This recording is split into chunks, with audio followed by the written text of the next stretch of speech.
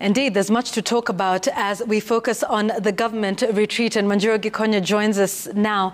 What do you make of this latest report from the Controller of Budget, taking a look at the last 6 months of this current financial year? Yet again, some spending outside of the legal approvals. Right, yes. Thanks, Yvonne, and happy to be here. Apologies for coming in slightly late.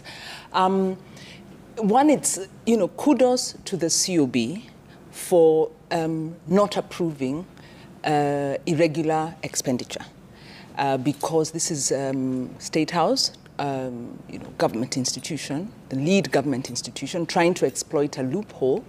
And the Controller of Budget is acting on behalf of Kenyans in imposing the discipline required and expected under the Constitution of Kenya. So this is a repeat of what we've seen in terms of the procurement of debt, where loopholes were exploited and have continued to be exploited, some of those gray areas.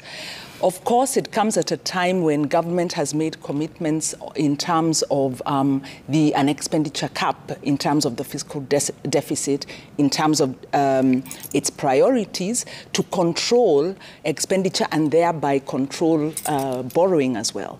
And so this is, again, an indication of profligate spending, of indiscipline, really of a callousness, because Kenyans are reeling under heavy tax burden, and to see this kind of thing happening, and the comment in the report, according to the media reports, was that this was not priority spending, it was not emergency spending, and some of it was even drawing from the emergency fund. Yeah.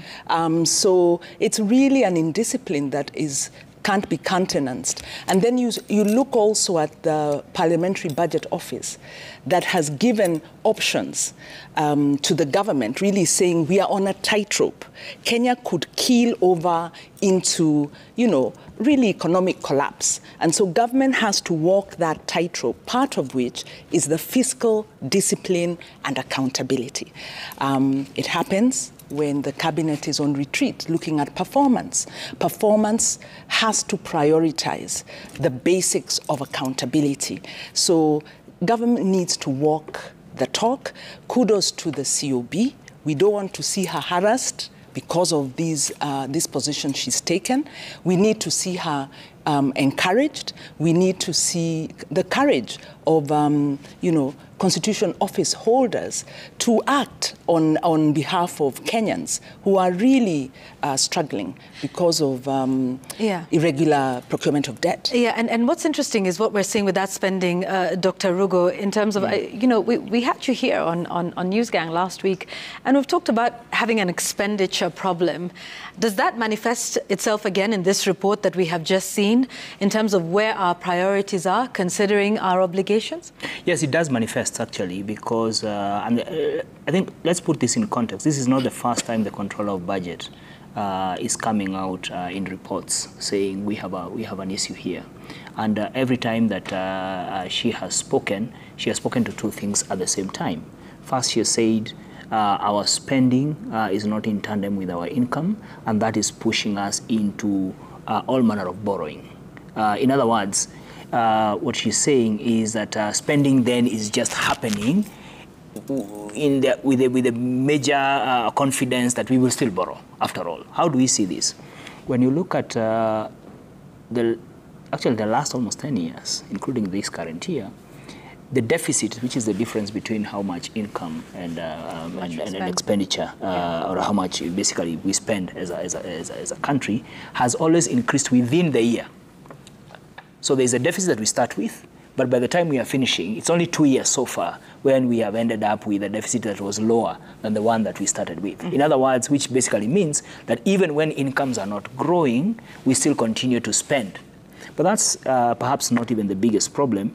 When you imagine that at the same time, even with all this spending that we are talking about, whether it's at the State House, whether it's in certain state corporations, you still have Kenyans going for services and being told there is no paper to print title deeds, there is no paper to print passports. And yet these are even services they are paying for.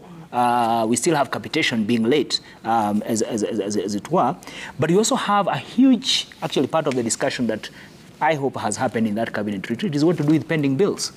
That we still have pending bills that have not been paid to the tunes of billions, both at the county level. So which basically says that it's interesting that we are spending a lot, but not even spending on what needs to be spent on. And most of that spending that has been flagged by the Controller of Budget is on recurrent expenditure. It's on recurrent expenditure. Perhaps you can say the renovations at State House, the building, perhaps is capital expenditure. And then second, related is Article 223 provides for supplementary budget, because I think it's important to explain where that comes in.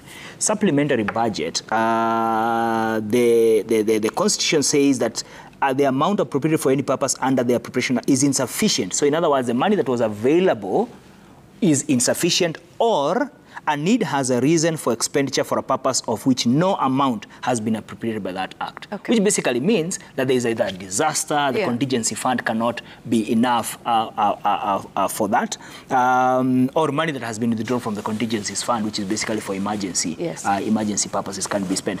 And then it is brought to Parliament for approval within 2 months of the first expenditure.